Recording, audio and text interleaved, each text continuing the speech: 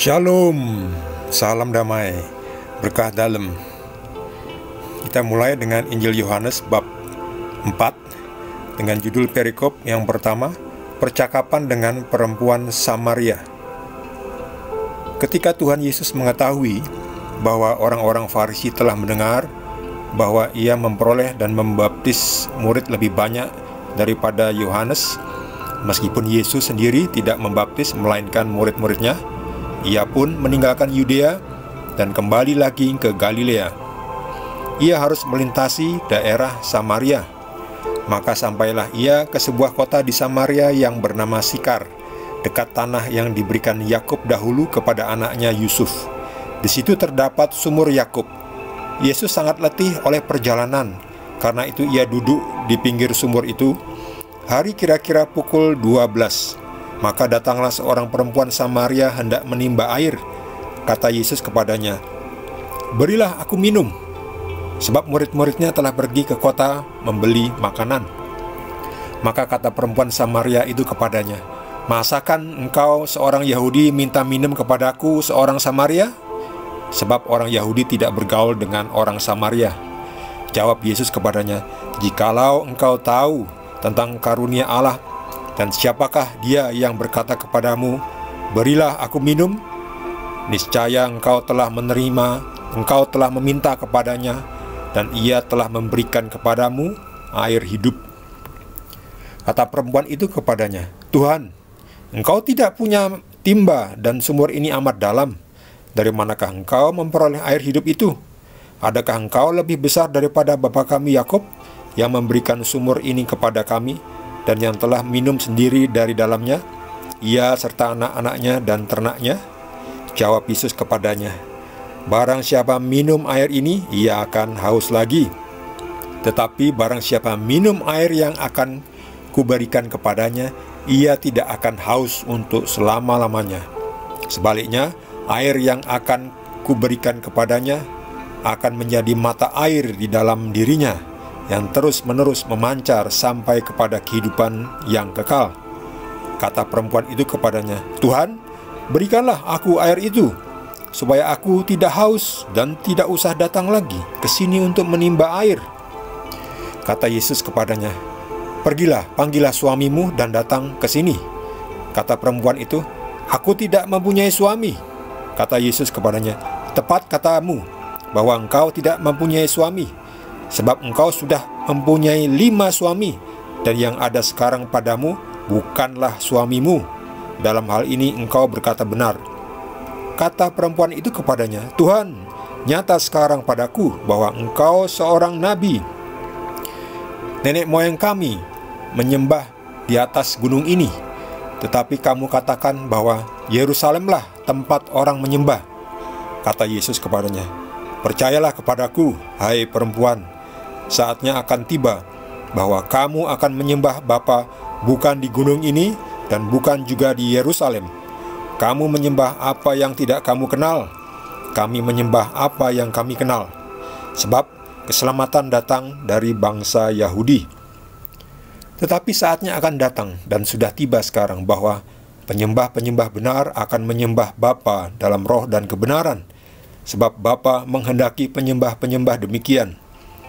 Allah itu roh, dan barang siapa menyembah dia harus menyembahnya dalam roh dan kebenaran."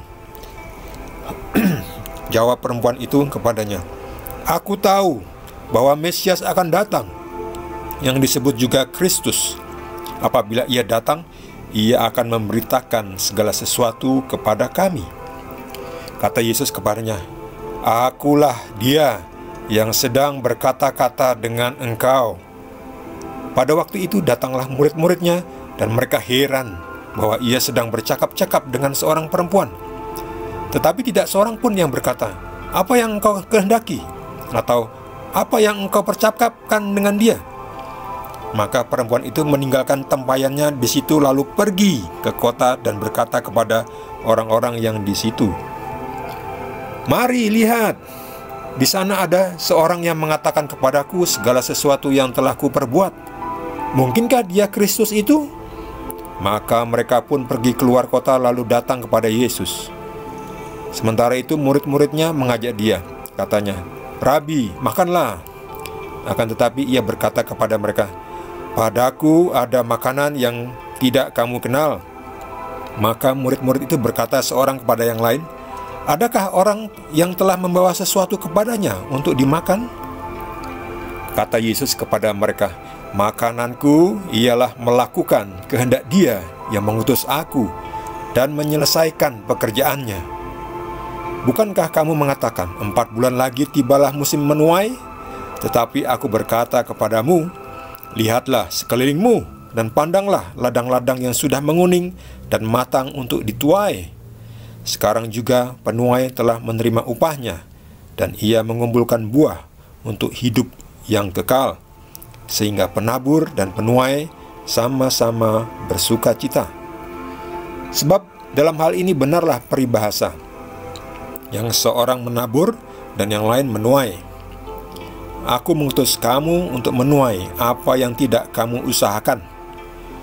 Orang-orang lain berusaha, dan kamu datang memetik hasil usaha mereka." Dan banyak orang Samaria dari kota itu telah menjadi percaya kepadanya karena perkataan perempuan itu yang bersaksi, "Ia mengatakan kepadaku segala sesuatu yang telah kuperbuat." Ketika orang-orang Samaria itu sampai kepada Yesus, mereka meminta kepadanya supaya ia tinggal pada mereka, dan ia pun tinggal di situ 2 hari lamanya. Dan lebih banyak lagi orang yang menjadi percaya karena perkataannya. Dan mereka berkata kepada perempuan itu, "Kami percaya, tetapi bukan lagi karena apa yang kau katakan, sebab kami sendiri telah mendengar Dia, dan kami tahu bahwa Dialah benar-benar Juru Selamat dunia." Demikianlah sabda Tuhan. Perikop ini sangat panjang, ada 42 ayat. Jadi saya sudah menggarisbawahi yang penting-penting. Yesus bertemu dengan perempuan Samaria dan bercakap-cakap. Yesus sedang dalam perjalanan kembali ke Galilea. Dan untuk ke Galilea itu harus melintasi daerah yang namanya Samaria. Nah, tetapi orang Samaria itu tidak bergaul dengan orang Yahudi. Yesus tuh dan murid-muridnya orang Yahudi. Jadi ketika sampai di sekitar sumur ini, ini namanya sumur Yakub. Sumur Yakub ini dulu dari Yakub itu yang menjadi Israel. Yakub berganti nama menjadi Israel. Sumur ini terdapat sumur Yakub ya, jadi sudah cukup tua ya. Ini ada perempuan Samaria yang datang ingin menimba air. Nah, murid-muridnya ini pergi untuk mencari makanan. Yesus duduk capek. Karena capek, haus, Yesus minta minum kepada perempuan ini karena sumurnya dalam. Lalu Yesus minta, "Berilah aku minum." Ya. Lalu perempuan itu mengatakan, "Masa engkau orang Yahudi minta minum kepadaku?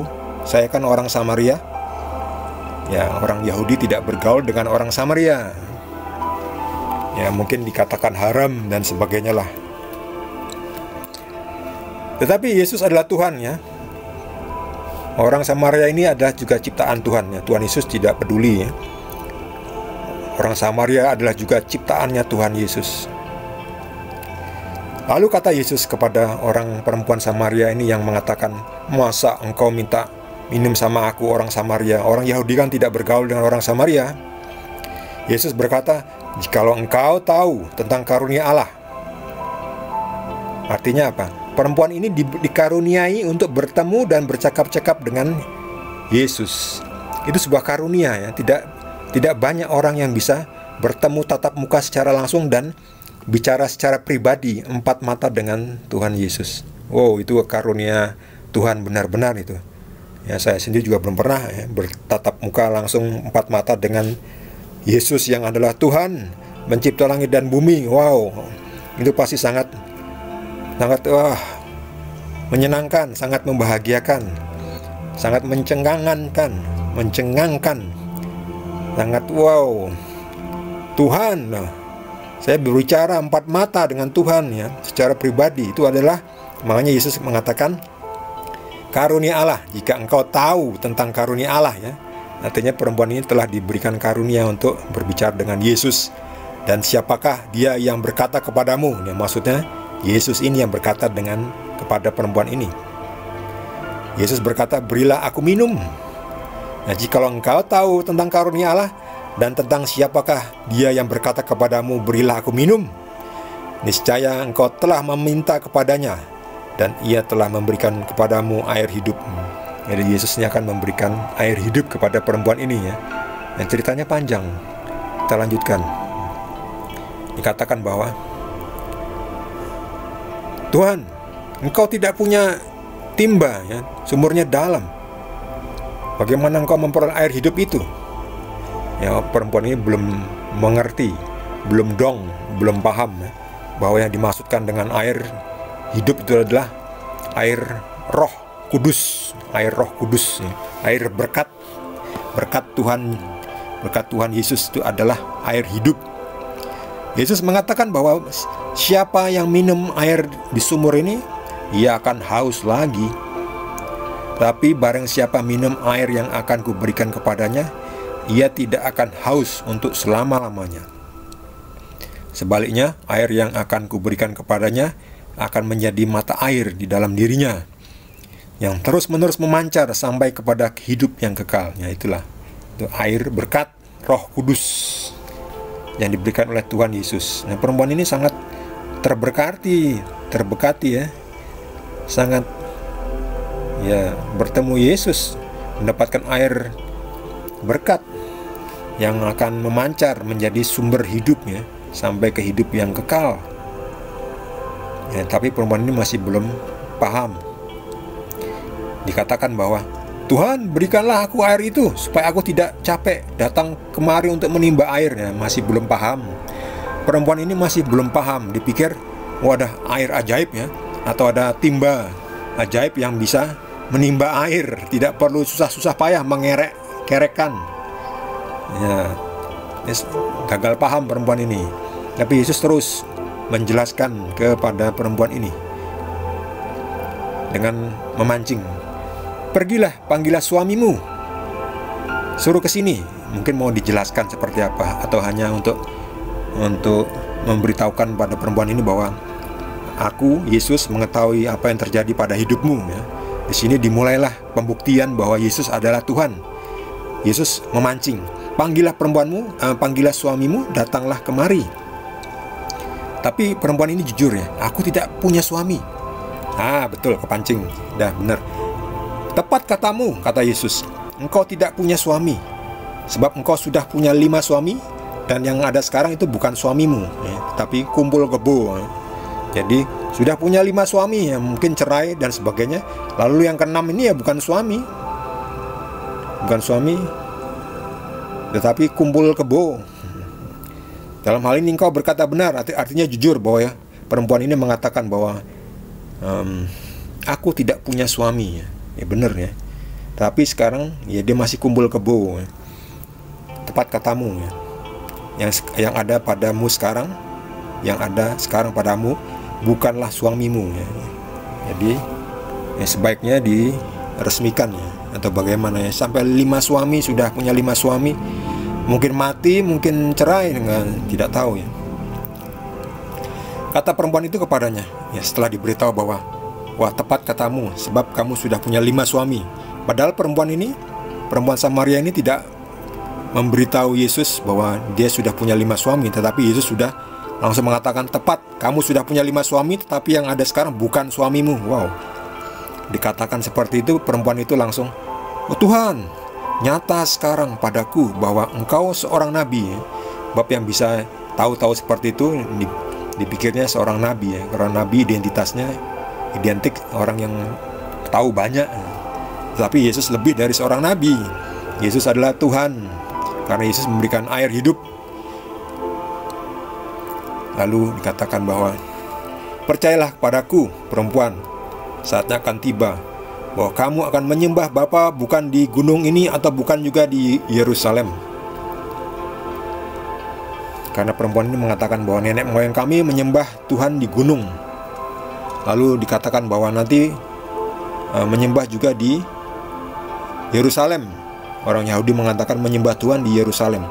Tetapi Yesus sudah memperbaiki, menyempurnakan bahwa oke, itu dulu. Sekarang tidak perlu lagi pergi ke Yerusalem. Sekarang saatnya akan tiba bahwa kamu akan menyembah Bapa, bukan di gunung ini dan bukan juga di Yerusalem. Kamu menyembah apa yang tidak kamu kenal, kami menyembah apa yang kami kenal. Sebab keselamatan datang dari bangsa Yahudi. Jadi keselamatan datang dari bangsa Yahudi. Yesus orang Yahudi. Jadi keselamatan datang dari Tuhan Yesus yang kebetulan orang Yahudi.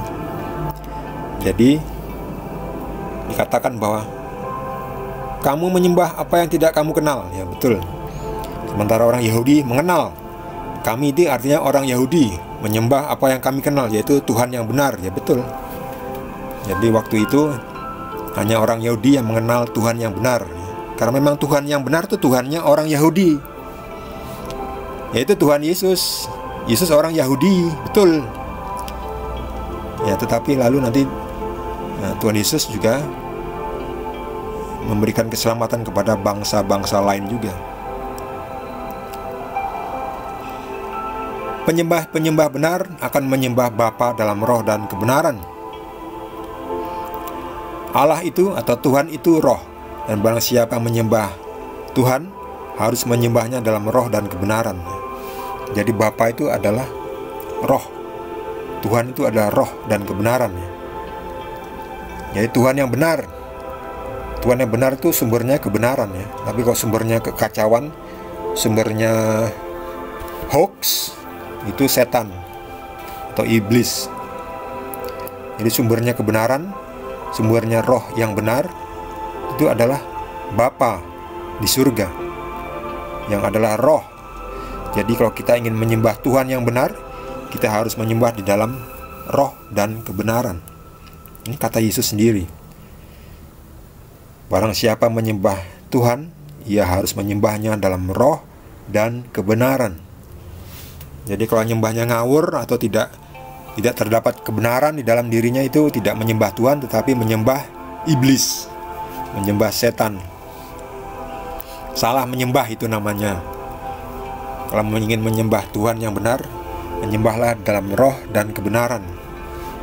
Kebenaran itu apa? Nah, itu seperti juga yang ditanyakan oleh Pontius Pilatus, apa itu kebenaran? What is truth? Karena mereka yang tidak berasal dari Tuhan tidak tahu apa itu kebenaran. Yesuslah itu kebenaran. Yesus adalah jalan, kebenaran, dan hidup.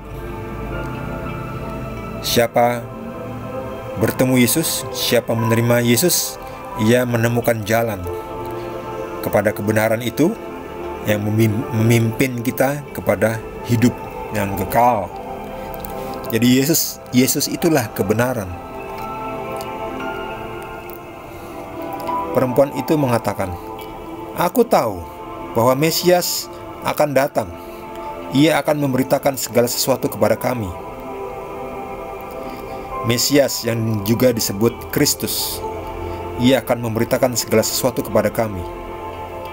Padahal Yesus inilah Mesias. Lalu Yesus mengatakan, kata Yesus kepadanya, "Akulah dia yang sedang berkata-kata dengan engkau." Jadi Yesus mengatakan, "Akulah Mesias itu." Ya, siapa yang bilang Yesus tidak pernah mengatakan, "Akulah Tuhan, akulah Mesias." Mesias itu ya Tuhan.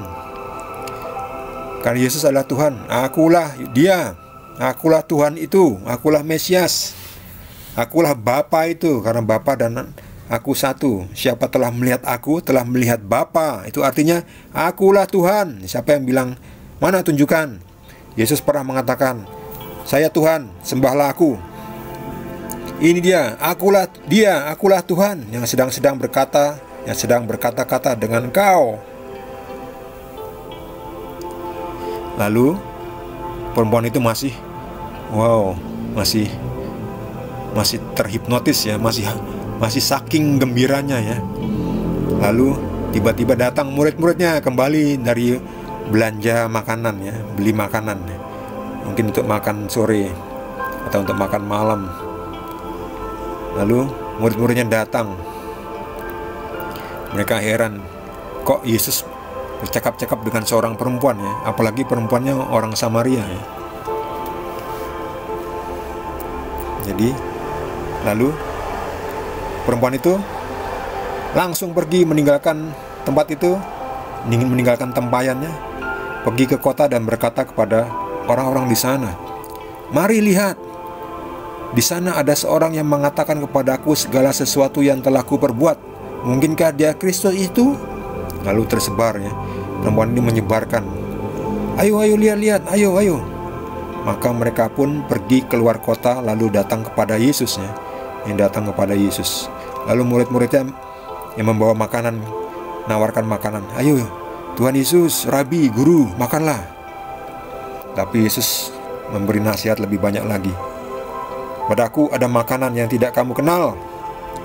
Makanan Yesus adalah melakukan kehendak Dia, yaitu kehendak Bapa yang mengutus aku, dan untuk menyelesaikan pekerjaan-pekerjaannya. Jadi Yesus sebagai manusia ini dia dikatakan diutus dalam bentuk badan, tubuh fisik. Makanya dikatakan Dia yang mengutus aku yang secara fisik. Tapi Dia juga adalah Tuhan untuk menyelesaikan pekerjaan-pekerjaannya. Jadi Tuhan Yesus secara manusiawi menyelesaikan tugas-tugas di duniawinya itu yang diberikan oleh Dia yang mengutus Tuhan Yesus.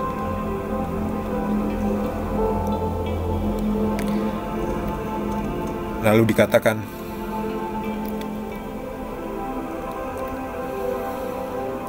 "Bukankah 4 bulan lagi tibalah saat musim menuai?" Maksudnya adalah menuai gandum dan sebagainya. Tetapi Yesus lebih dalam lagi, maksudnya adalah menuai jiwa-jiwa. Sekarang juga penuai telah menerima upahnya dan ia mengumpulkan buah untuk hidup yang kekal. Itu menuai jiwa-jiwa ya. Jadi ketika perempuan tadi yang bertemu Yesus menyebarkan berita tentang, saya sudah bertemu dengan Kristus, ayo datang kepada Yesus. Nah, itulah yang dimaksud dengan tuaian. Tuaian sudah banyak ya. "Lihatlah sekelilingmu dan pandanglah ladang-ladang yang sudah menguning dan matang untuk dituai." Maksudnya ini di belakang Yesus mulai datang orang-orang, itulah tuaian. Artinya sudah matang untuk dituai. Orang-orang ini dari dulu kan sudah coba-coba untuk menunggu Mesias.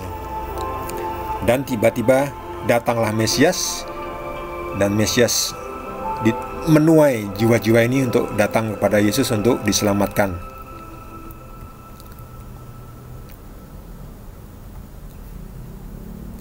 Mereka, orang-orang ini yang datang kepada Yesus mengatakan, "Kami percaya," ya benar bahwa Dialah Mesias, Yesus adalah Mesias itu yang ditunggu-tunggu.